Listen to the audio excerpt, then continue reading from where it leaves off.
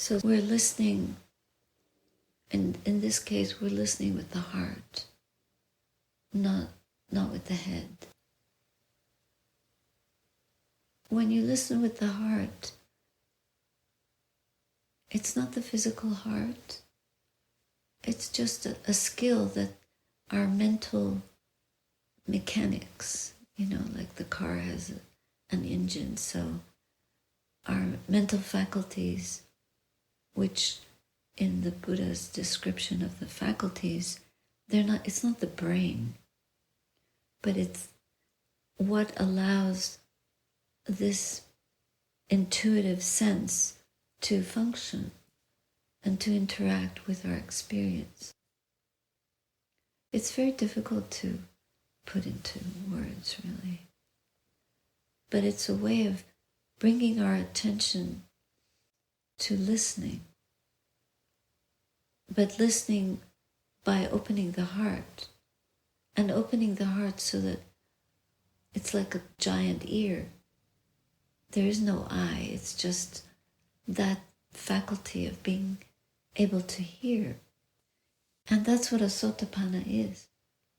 A sotapanna is one who is able to hear the Dhamma,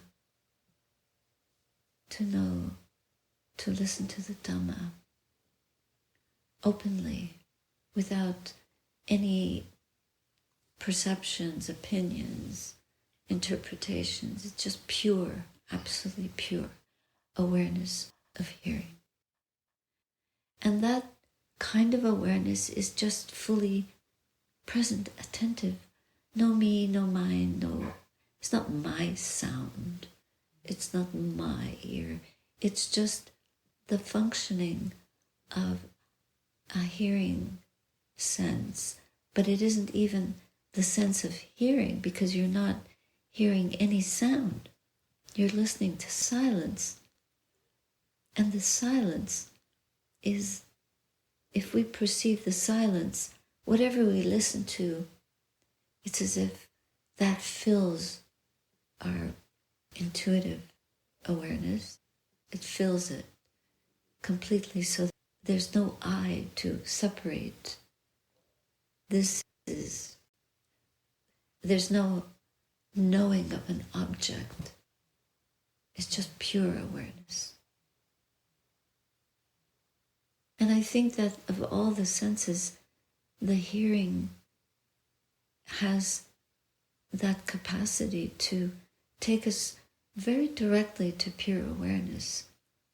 Maybe more than the eyes, because when we see a form, we immediately give it a name. And once we have nama rupa, you're already in paticcasamuppada, so you're getting right in there to birth, old age, sickness, and death. That's where the attachment gets in. And there's a self. But when it's just pure hearing, the self evaporates and it cannot establish itself easily as with seeing. So silence has no form. It doesn't appear in any way. You can't touch it, shape it, create it. It's just what it is. And if we spend time in that kind of awareness, it helps to iron out the wrinkles of our ego identity. But it takes some time, because we're so folded up and wrinkled and creased and attached and struggling and suffering and with our heads in the sand, and we can't hear. So till we learn how to actually still consciousness and purify it enough to hear with that pure listening. Consciousness doesn't get purified, but our mundane level of consciousness needs scrubbing. So we scrub and iron and undo all the folds of samsara, that all the karmic predicaments that we're caught up in, until we get to the raw kernel inside that, where there's no inside, no outside. It's just what is.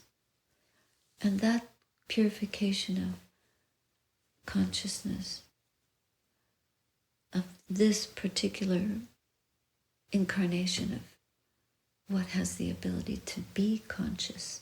Consciousness itself doesn't get separated and chopped up, but our ability to connect to it. It's almost like the lamp.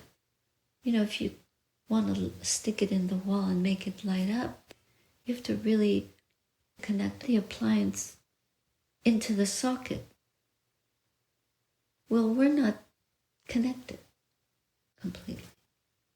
We have intervals of connection. And those intervals of connection get disrupted by what we see, what we hear, what we touch, what we taste, what we feel, over and over again. So we're trying to connect and we're always, it's like a poor connection.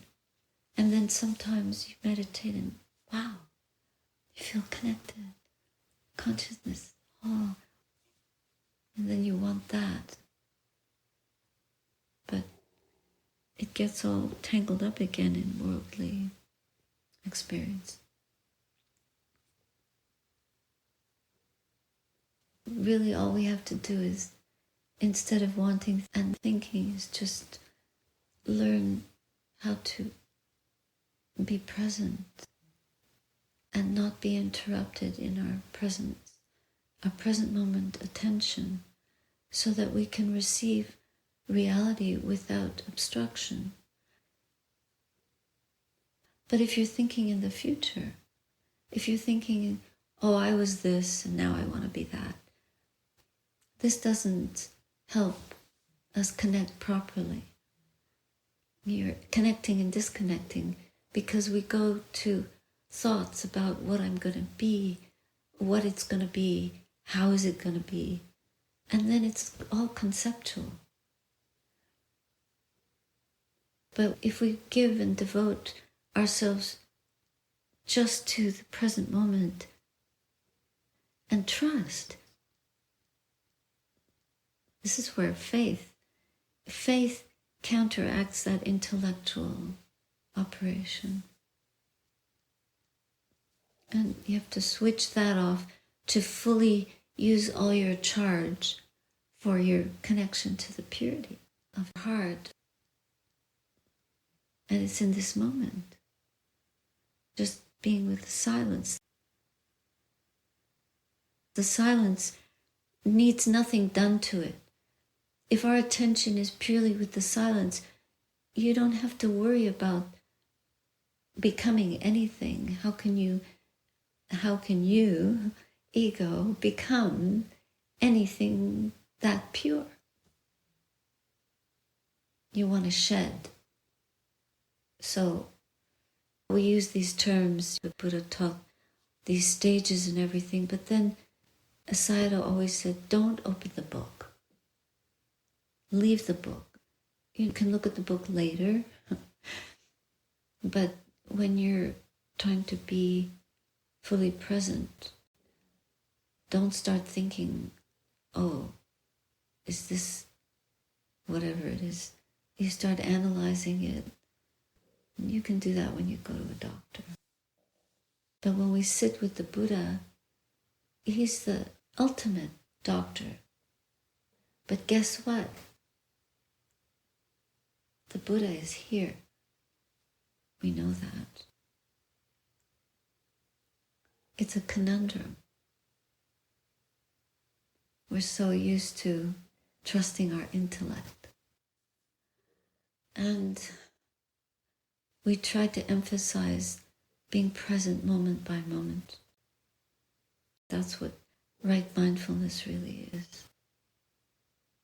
And to do things thoroughly, not because somebody is going to come along and say, you did such a good job, because then the ego overwhelms.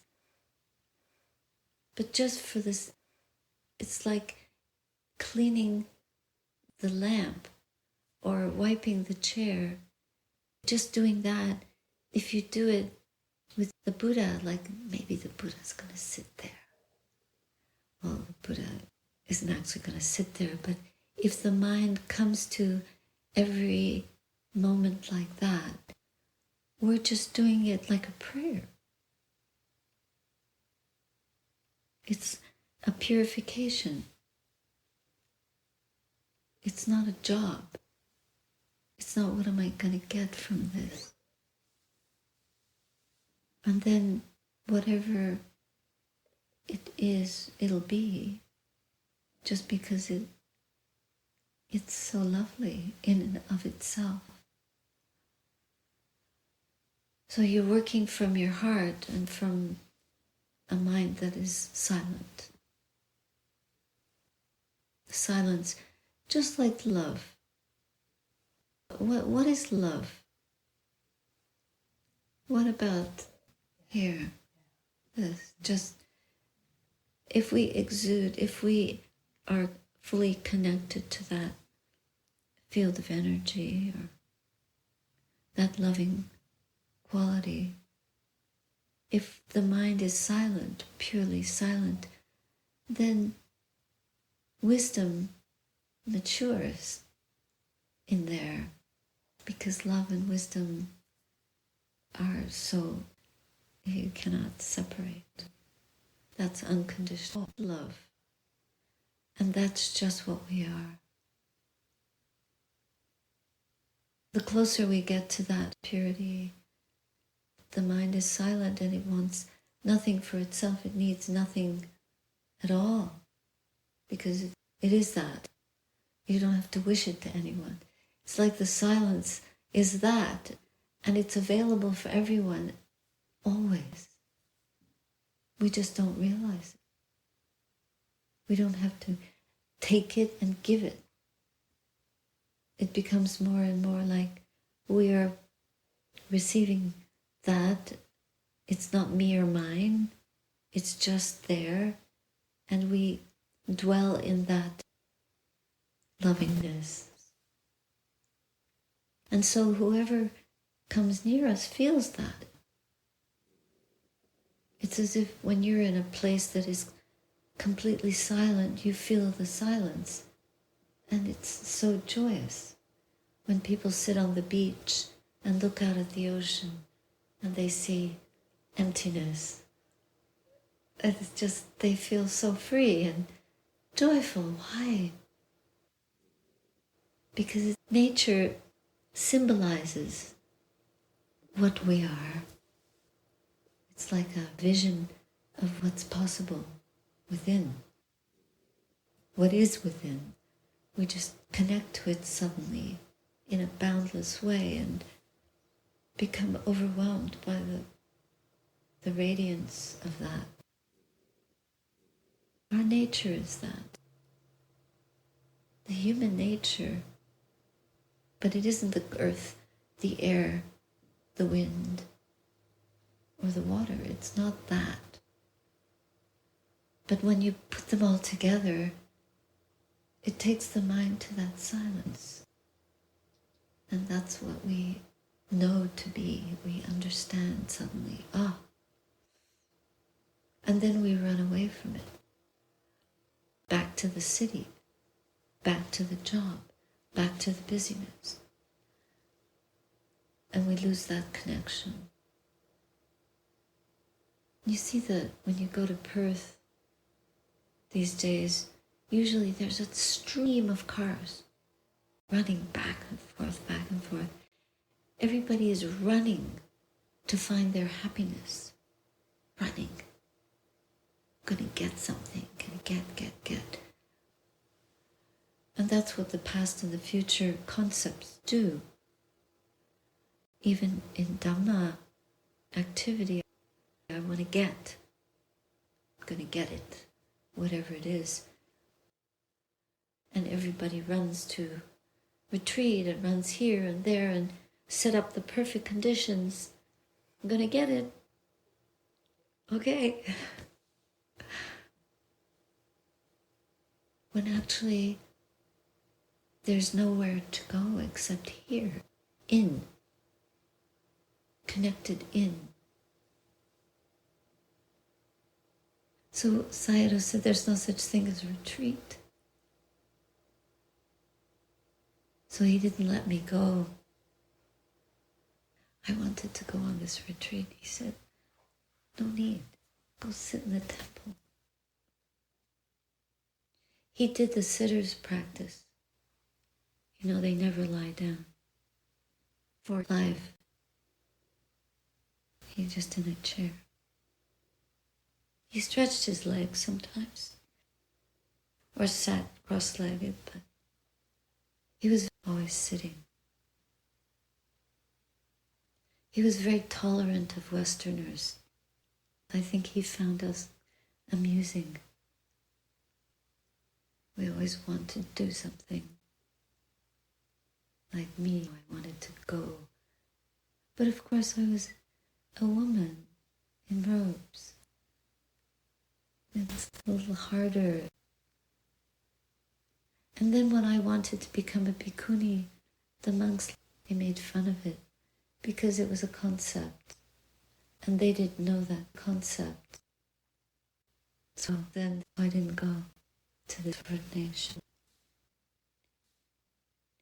This is a good convention, I like it. But it is just a convention. And there are lots of people, even in this present world, who don't use this convention. But I think they understand the Dhamma.